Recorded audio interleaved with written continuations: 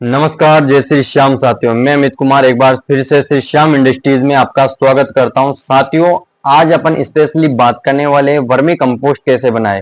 काफी किसान साथियों के इंस्टाग्राम पेज पर कमेंट आ रहे थे कि आप एक बार पूरी डिटेल्स में वर्मी कंपोस्टिंग के जितने भी टॉपिक है, छोटे छोटे वीडियो उनके ऊपर बनाइए और हमें एक बार उन वीडियो के माध्यम से जैविक खेती की राह पर चलने के लिए साथ आप सभी प्रकार के एक बार वीडियो अपलोड कीजिए, जिससे कई किसानों के भी सवाल है, उनके डाउट्स क्लियर हो सके। तो उन टॉपिक्स को क्लियर करने के लिए साथियों आज हम वर्मी कंपोस्टिंग का ये पहला वीडियो बना रहे हैं, किस प्रकार से वर्मी कंपोस्ट को बनाया जाता है।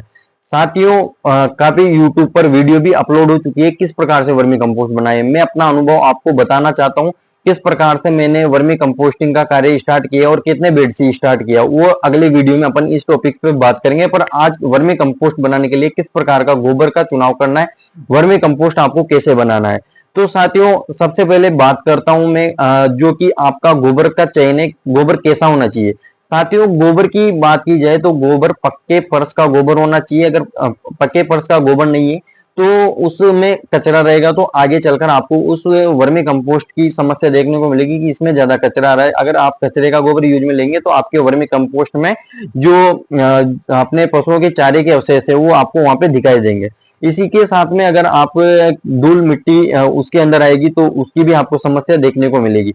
अगर साथियों आपकी थाली के अंदर थोड़ा छोटे पत्थर के कंकड़ आ जाते हैं तो आप उस थाली को एक साइड में रख देते हैं कि अपन इस थाली को नहीं खाएंगे, दूसरी ले लेंगे। तो इसी प्रकार से आप भी केंचुए को अच्छा भोजन दीजिए जिससे वो आपको वर्मी कंपोस्ट अच्छा बनाकर दे सके। साथियों, दूसरी पॉइंट की अपन बात करते हैं कि वर्मी कंपोस्ट में कितने दिन पुराना गोबर होना चाहिए। साथियों, 1 से 1.5 महीने पुराना हमारा गोबर लेने की आवश्यकता होती है। अगर आपके पास साथियों 10 से 20 दिन पुराना, 30 दिन पुराना गोबर है तो आप वो भी यूज में ले सकते हैं।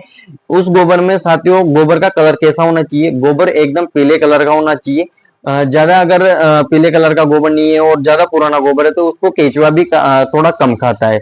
हालांकि केचुआ खाद खाता जरूर है, पर उसकी खाद बनाने की जो गति है और केचुए की जो प्रजनन की शक्ति है, जहां पर केचुए ज्यादा बढ़ते हैं तो अच्छे गोबर के उनको खाने को मिलेगा, तो उसमें उनकी संख्या ज्यादा बढ़ती है। साथियों, ये अपने हो गई गोबर को लाने का हो गया, गोबर कैसा होना चाहिए, कौन से कलर का होना चाहिए और गोबर कितने दिन पुराना होना चाहिए। साथियों, अगर आप विंडो मेथड में बेड बनाते हैं तो आपको जगह को समतल करना है।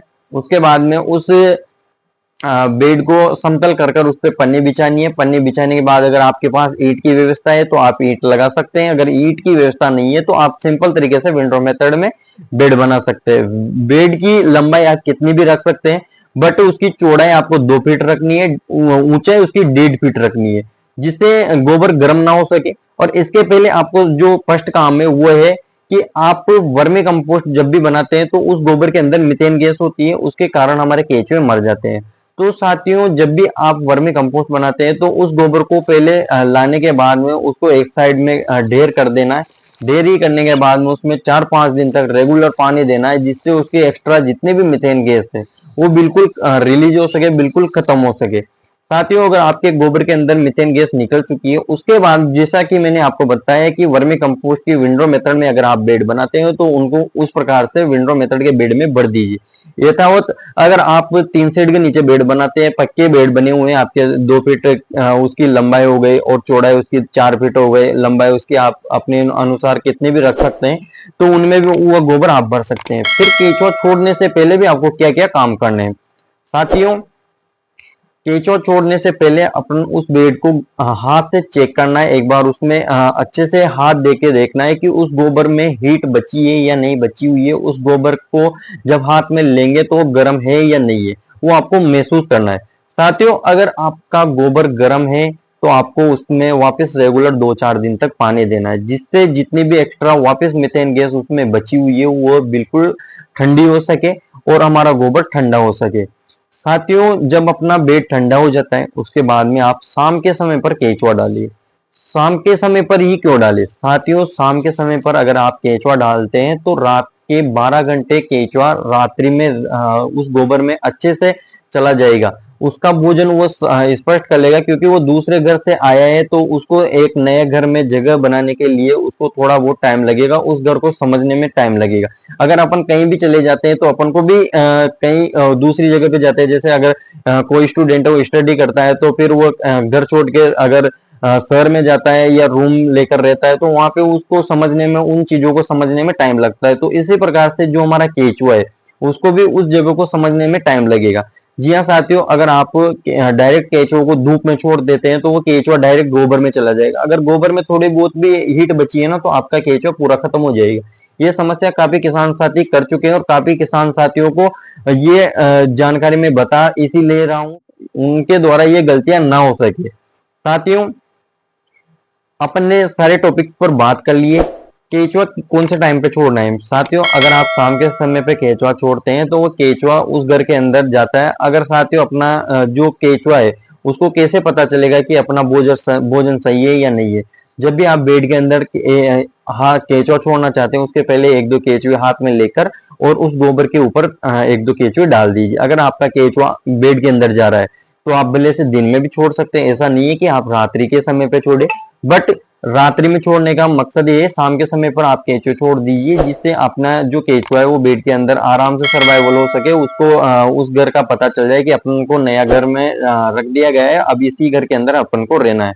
तो ये सारे काम होने के बाद में साथियों अपन को रेगुलर बेड के अंदर वापस पानी देने की प्रक्रिया करनी है, उससे पहले अपन को बेड को ढकना होता है। जी हाँ साथियों, आपको वर्मी कंपोस्ट बेड के अच्छे से कवर कर देना। अगर आपके पास जूट की बोरी है या ग्रीन नेट है या फिर घास पुआल है, धान की पुआल है, तो इनसे आप केले के पत्ते हैं उनसे इनसे आप उन बेड को अच्छे से कवर कर दीजिए, क्योंकि केचुआ रात्रिचर होता है, ये केचुआ अंधेरे में कार्य करना पसंद करता है। तो साथियों आपको ये सारे काम कर देने हैं जब आपका वर्मी कंपोस्ट तैयार हो। साथियों, वर्मी कंपोस्ट की जो प्रोसेस है वो कितने दिन की होती है और कितने दिन में वर्मी कंपोस्ट बनकर रेडी होता है, हमें लगातार पानी देने की आवश्यकता होती है। अगर अपना गोबर गर्म है तो फिर अपन को वापस उसमें पानी देना है। साथियों, ये प्रक्रिया चलती रहेगी, 1 से 1.5 महीने में वर्मी कंपोस्ट तैयार हो जाएगा। उसकी आप फर्स्ट लेयर निकाल सकते हैं, जो कि आप दंताली का फावड़ा होता है उसकी सहायता से भी आप वर्मी कंपोस्ट को निकाल सकते हैं। तो साथियों, हमने आपको बताया वर्मी कंपोस्ट कैसे बनाए, आपके डाउट्स हैं वो क्लियर हो चुके होंगे। और अब इसी सीरीज को आगे बढ़ाते हुए नेक्स्ट वीडियो में हम आपके लिए वर्मी कंपोस्टिंग की जानकारी लेकर आने वाले हैं, देखना ना भूले। शुक्रिया साथियों, धन्यवाद, जय श्री श्याम।